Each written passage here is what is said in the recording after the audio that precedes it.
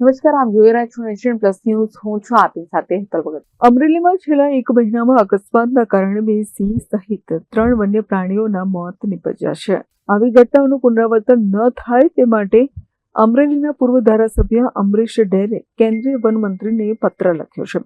Amrish ડેરે one મંત્રી ભૂપેન્દ્ર યાદવને પત્ર લખીને રાજુલાથી ઉના સુધીના નેશનલ હાઈવે પર સિંહોની સુરક્ષા માટે અંડરપાસ બનાવવાની માંગ કરી છે. જે રીતે અન્ય રાજ્યોમાં વાઘને બચાવવા માટે નેશનલ હાઈવે પર અંડરપાસ અને અંડરબ્રિજ બનાવવામાં આવ્યા છે, તેવી જ રીતે ગુજરાતમાં પણ હાઈવે કોરિડોરમાં અંડરપાસ બનાવવામાં આવે તો વન્યજીવો અકસ્માતનો ભોગ નહીં બને એવી અમરીશ ડેરે પત્રમાં રજૂઆત કરી છે. સિંહ જે છે મારું તમારી શાન છે, મારું તમારું ગૌરવ છે, મારું તમારું અભિમાન છે.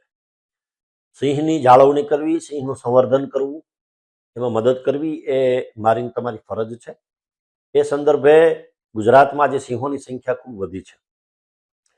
નેશનલ હાઈવેની જો વાત કરીએ એટલે કે કોસ્ટલ બેલ્ટની સોમનાથથી લઈ અને ભાવનગર સુધીની, તો ખૂબ સારા રસ્તાઓ બન્યા, પૂરપાટ ઝડપે ગાડી દોડે છે અને આ વિસ્તારમાં સિંહોની સંખ્યા પણ ખૂબ વધી છે.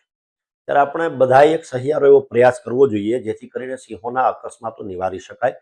એ સંદર્ભે રાજ્ય સરકારની સાથે સાથે કેન્દ્ર સરકારમાં માનનીય વન અને પર્યાવરણ મંત્રીશ્રીને પત્ર લખ્યો છે કે જે રીતે અન્ય રાજ્યોમાં વાઘને બચાવવા માટે નેશનલ હાઈવે ઉપર અંડરપાસ કરવામાં આવ્યા છે, અંડરબ્રિજ કરવામાં આવ્યા છે, મહારાષ્ટ્ર છે, છત્તીસગઢ છે, મધ્યપ્રદેશ છે, એ રીતે ગુજરાતમાં પણ આ નેશનલ હાઈવે જે કોરિડોર છે એમાં અંડરપાસ કરવામાં આવે જેથી કરીને સિંહોને અડચણ ન પડે, સિંહોને સારી રીતે બચાવી શકાય અને મારું તમારું જે ગૌરવ જે છે એને વધુ ગૌરવ અપાવી શકે. Dharmesh Mehta, nation plus news, Amreli.